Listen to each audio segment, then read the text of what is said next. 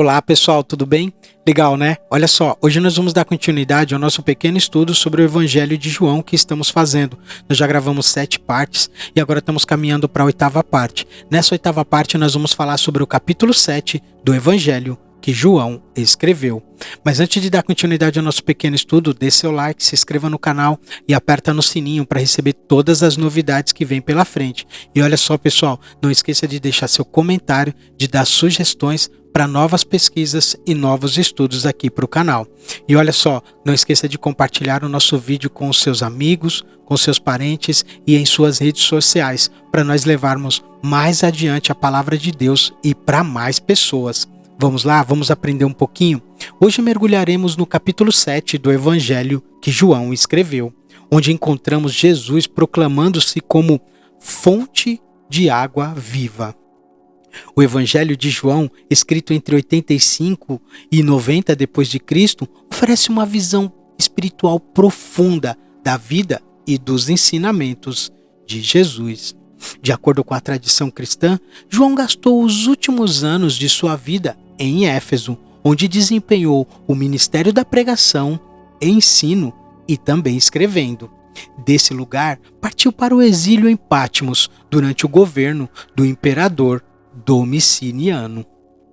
Seu evangelho parece pressupor um conhecimento da tradição sinótica e, por isso, deve ser colocado no fim da série, possivelmente entre os anos 80 e 90, mais ou menos. Alguns o colocaram ainda mais tarde. O descobrimento de fragmentos do evangelho no Egito, datado da primeira metade do século, exige que se coloque esse evangelho dentro dos limites do primeiro século. Esse acontecimento se passa durante as festas dos tabernáculos, uma das festas mais importantes do calendário judaico, celebrando a colheita e a fidelidade de Deus durante o êxodo. Jesus inicialmente evita ir à festa publicamente, pois os líderes judeus estavam procurando para matá-lo. No entanto, ele eventualmente vai secretamente. Durante a festa, Jesus ensina no templo, surpreendendo a multidão com sua sabedoria e autoridade divina.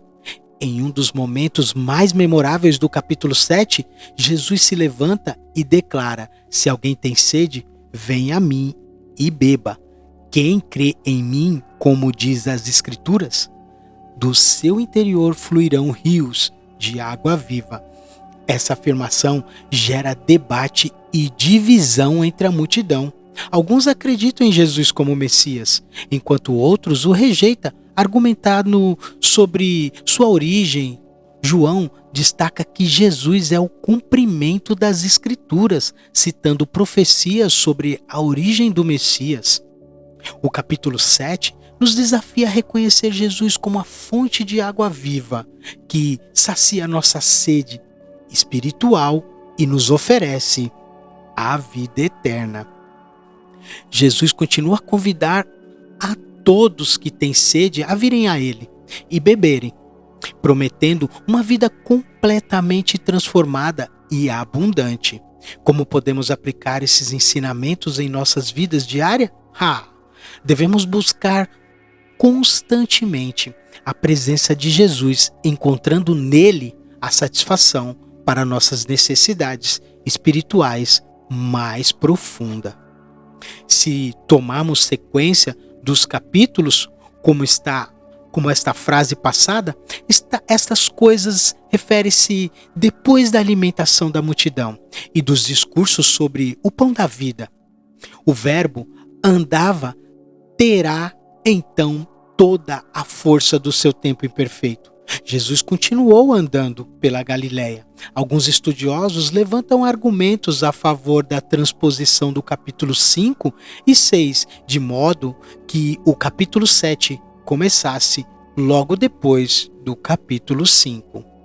Estes argumentos, no entanto, continuam problemáticos devido à ausência completa de qualquer evidência textual. Certamente, as referências à tentativa de matar Jesus lembram as consequências do paralítico no tanque de Betesda. Lemos que os judeus ainda mais procuravam matá-lo, porque não somente violava o sábado, mas também dizia que Deus era o seu próprio Pai, fazendo-se igual a Deus. Mais adiante, neste capítulo, encontramos ainda outras referências à cura em Betesda e à hostilidade que produziu.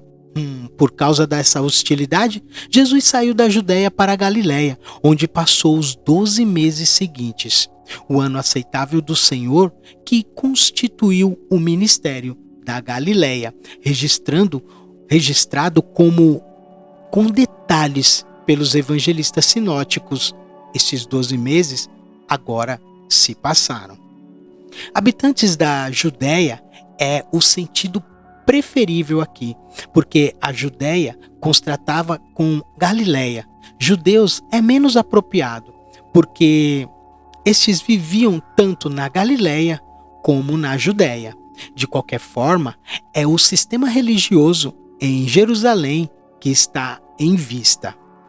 A festa dos tabernáculos era celebrada no 15º dia do Tisri, e na semana seguinte, como os meses judaicos, eram lunares. O primeiro dia de cada mês coincidia com a lua nova.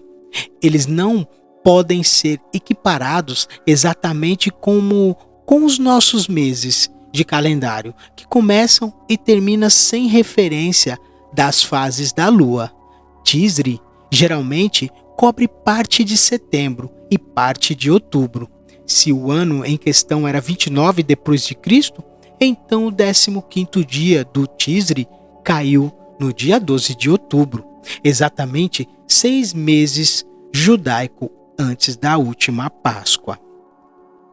Nesta época do ano, todas as colheitas tinham sido feitas, não só as das cevadas e trigo, que acontecia entre abril e junho, mas também as da uva e oliva.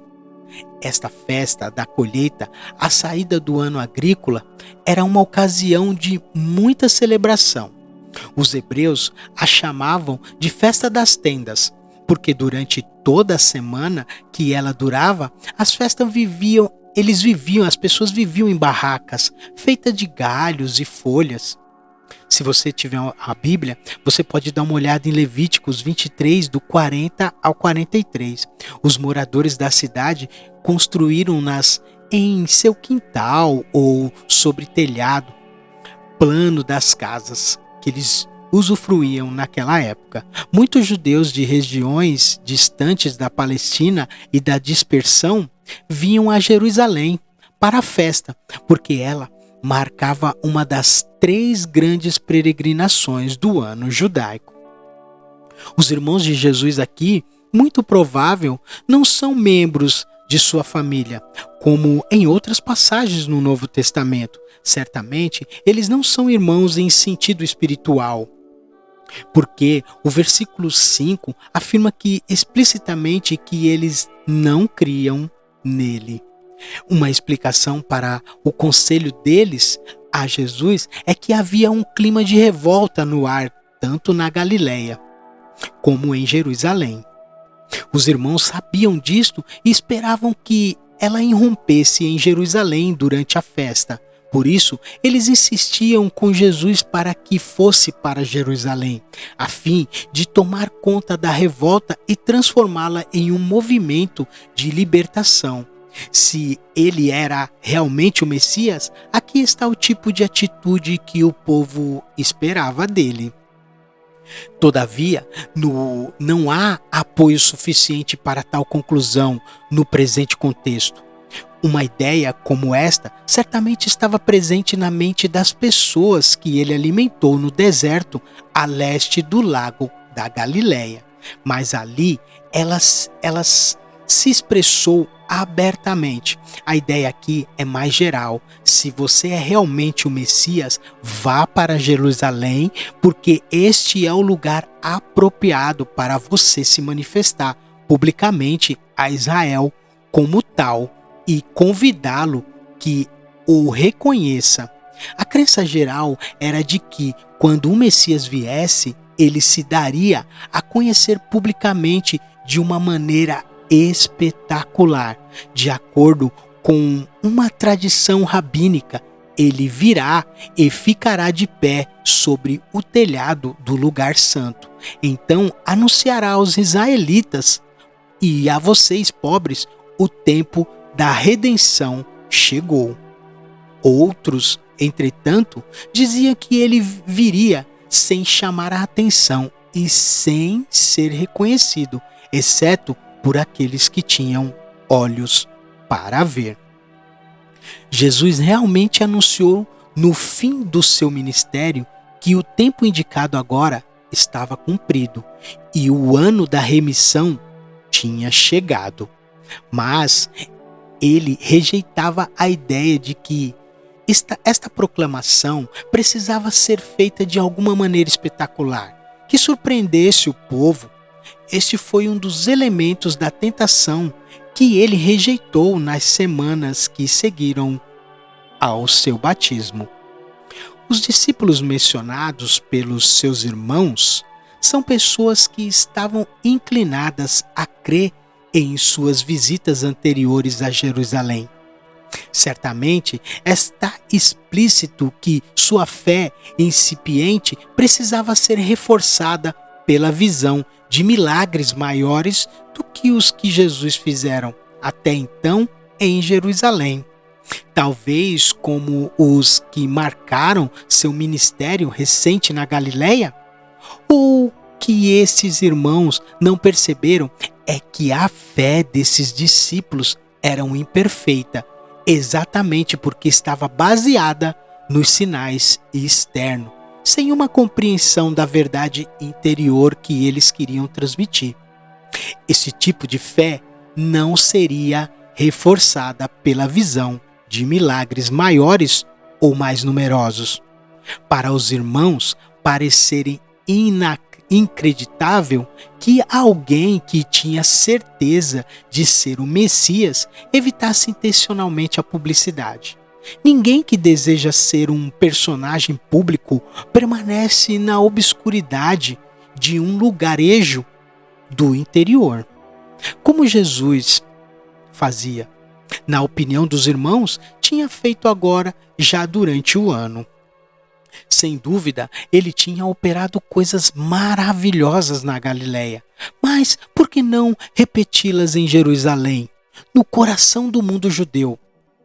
Quando eles disseram, manifesta-te ao mundo, eles queriam dizer a todos, usando a frase mais no sentido de todo mundo. Todas as pessoas importantes em Israel, em casa ou fora de casa, provavelmente poderiam ser encontradas em Jerusalém durante as grandes celebrações da colheita e da família.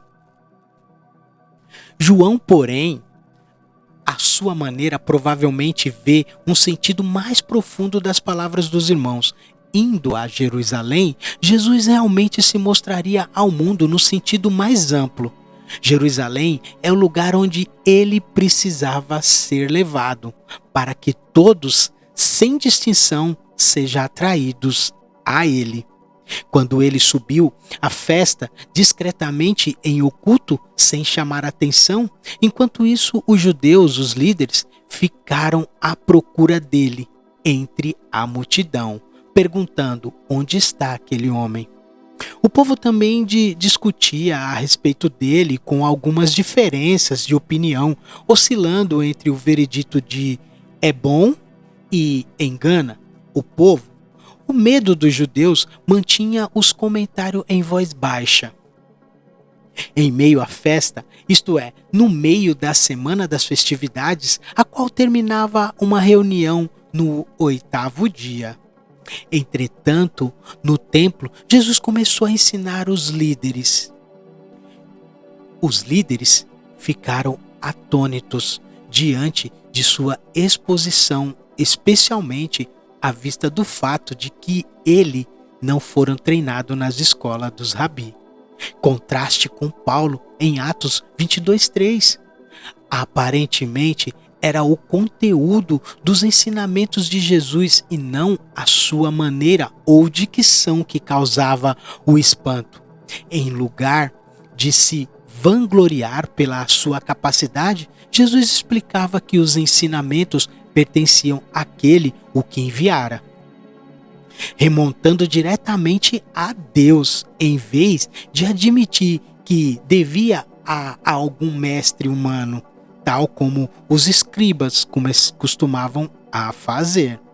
Qualquer um que tinha o alvo moral de agradar a Deus, fazendo a sua vontade, seria capaz de determinar se os ensinamentos de Jesus eram independentes ou era fiel. Reprodução do divino. Fiel à reprodução do divino. Tal pessoa perceberia que Jesus não estava buscando sua própria glória, mas a daquele que o tinha enviado. Tal pessoa se sentiria atraída por ele. Jesus acusou os judeus de fracasso no cumprimento da lei. Não estavam fazendo a vontade de Deus nesse sentido. Como então poderia aceitar aquele a quem Deus tinha enviado? Suas intenções homicidas para com ele era por si mesma violação do sexto mandamento. A multidão, ficando ao lado dos líderes sem conhecer seus desígnios, pensava que Jesus estivesse louco, atormentado por um demônio. Imaginando que sua vida estivesse em perigo, o Senhor tinha de atingir as raízes da animosidade dos líderes. Aquele um só feito que ele fizera em Jerusalém e que deixara todos maravilhados, mas que colocará os líderes contra ele. Foi a cura do homem aleijado no sábado. O próprio Moisés, que os judeus respeitavam tanto, ordenou a circuncisão, embora a prática se originasse com as práticas e não com Moisés, de modo que ele de ser realizada no 8º dia, mesmo que se caísse no sábado. Pelo motivo, não está bastante claro quanto à relação que tem com o assunto. Possivelmente aponta a seguinte linha de pensamento: que a circuncisão no sábado era aceitável e, na realidade, apontava para a obra que Jesus tinha realizado, uma vez que a restauração de um homem, a restauração física de um homem e espiritual, era até mais significativo do que a administração do sinal da aliança. Aqui encontramos reflexões referentes a Jesus, partindo de um grupo que deve ser outro que a multidão. Do versículo 20. Estes eram habitantes de Jerusalém, que sabiam que a intenção dos líderes era matar Jesus. Mas o fato de Jesus falar abertamente, os líderes tinham invertido seu pensamento, concluindo que este homem era o Cristo. Pensando melhor no problema, anulará essa possibilidade, pois a origem de Jesus o excluía de considerações. O Messias tinha de ser um homem misterioso. Ninguém saberá de onde ele é. Jesus garantiu como ponto de partida que seus ouvintes o conheciam e sabiam de onde ele era. Entretanto, mesmo no plano terreno, eles não estavam bem informados, ignorando o lugar onde nascera e presumivelmente também as circunstâncias por trás do seu nascimento. Eles nada sabiam sobre o ser divino e assim revelaram sua ignorância sobre Deus, o que o enviara. Esta representação provocou uma exibição de descontentamento. Os homens de Jerusalém estavam prontos para agarrar Jesus, mas foram providencialmente impedidos de executarem seus desígnios.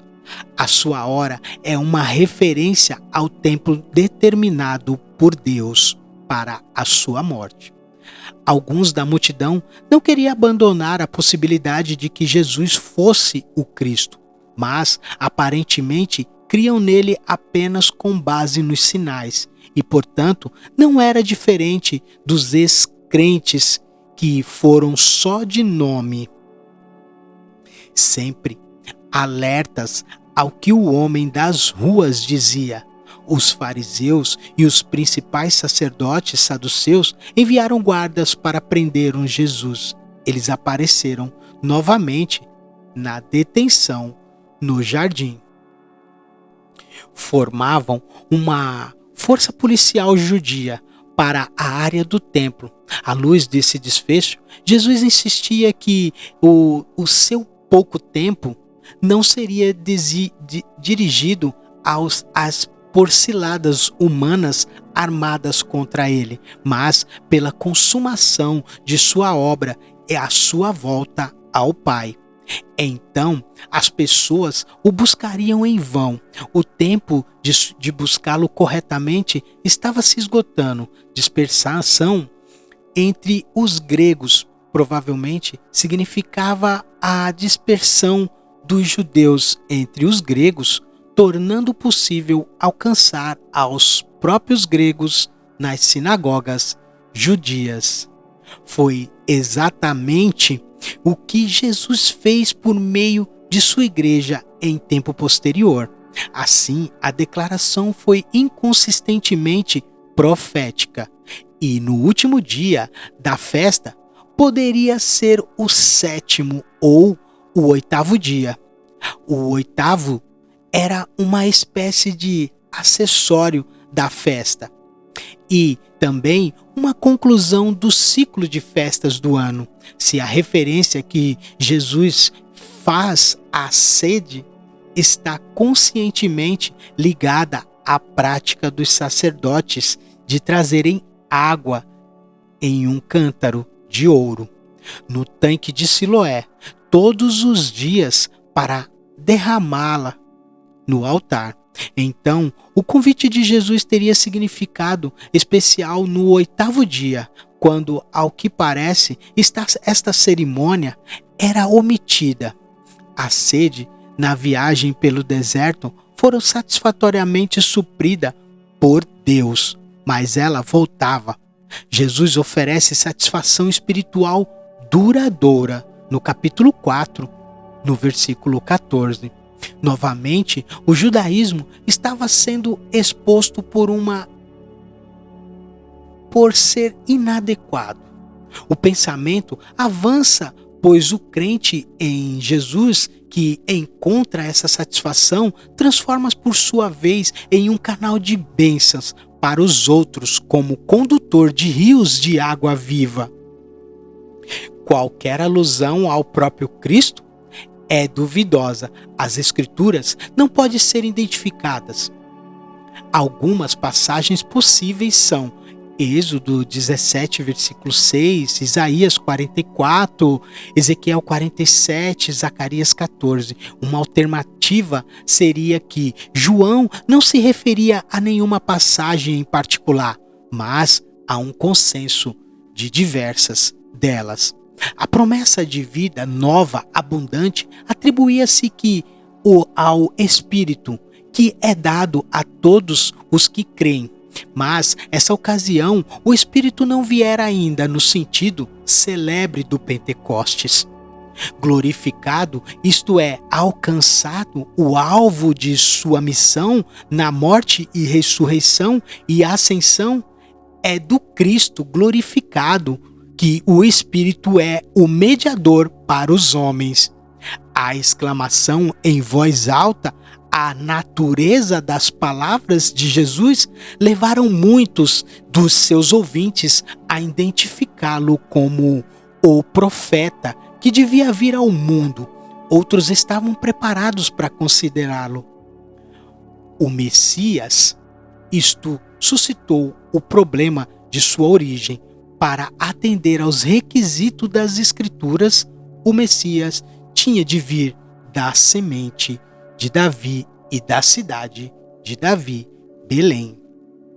O povo, em sua ignorância, achava que Jesus era simplesmente Galileu, aqueles que o tinham por fingido e falso estavam a favor de sua prisão, mas foram providencialmente retidos. Os servidores que foram mandados a buscá-lo, Jesus, voltaram agora de mãos vazias. Assim como os outros, ele só podia explicar o seu fracasso com base no fato de que nenhum homem falava com ele. Sentiram nele algo sobrenatural e sentiram-se impotentes para desempenhar a sua missão. A resposta dos fariseus era que esses homens deviam receber orientação dos seus superiores. Até então, os principais sacerdotes, membros do Sinédrio, e os fariseus que ensinavam o povo mantinham sólida frente contra ele. Creu nele, porventura, alguém era verdade, mas não por muito tempo, uma vez que um deles estavam para se declarar a favor de Jesus, ou pelo menos para defendê-lo. Os fariseus procuravam explicar o interesse popular que Jesus despertava com base no fato de que o povo era ignorante da lei e por isso era amaldiçoados. Deuteronômio 28, versículo 15. Fontes judias indicavam que frequentemente havia má vontade entre os fariseus e os amares. O povo da terra, por mais que os fariseus conhecessem a lei, não viviam de acordo com ela, conforme Nicodemos teve a coragem de denunciar. Eles procuraram prender um homem violando a lei, a quem exigia que um homem fosse ouvido antes de ser preso desse modo. Deuteronômio, capítulo 1, versículo 16. Assim, os judeus não eram fiéis à sua própria lei, na qual tanto se orgulhavam. Ignorando o desmascaramento feito por Nicodemos, os fariseus apelaram para o religiosismo. Como tinham acabado de apelar para o conceito de classe, Nicodemos tiveram a coragem de defender um galileu, como se ele também fosse o que a Galileia tinha para oferecer. Não produziram nenhum profeta, excluindo assim a Jesus das fileiras dos profetas. Os fariseus revelaram sua própria ignorância, pois Jonas, pelo menos, vieram dessa região. 2 Reis, capítulo 14, versículo 25. O capítulo 7 do Evangelho de João nos desafia a aceitar Jesus como a água viva e a água da vida, aquele que satisfaz nossa sede espiritual e nos conduz à vida eterna. Que possamos beber profundamente dessa água e dessa fonte de graça e de verdade. O que eu posso falar para vocês é concluir esse capítulo dizendo: aceite a água da vida, seja crente e crê sem precisar que ele execute nenhum milagre na sua vida. Não precisa que ele faça algo para você crer nele, simplesmente creia. Porque o ponto central do Evangelho de João é para crer. Não precisa fazer perguntas, apenas creia. Jesus bate à porta de muitos. Aceite a fonte, aceite a água da vida e receba Cristo como seu Salvador. E assim eu deixo esse vídeo e compartilhe esse vídeo com o máximo de pessoas que você puder. É uma história magnífica e como as pessoas não conseguiram enxergar Jesus como essa fonte de água viva. Buscaram matá-lo, mas a morte dele nos trouxe vida e vida eterna. E assim eu deixo a paz a todos.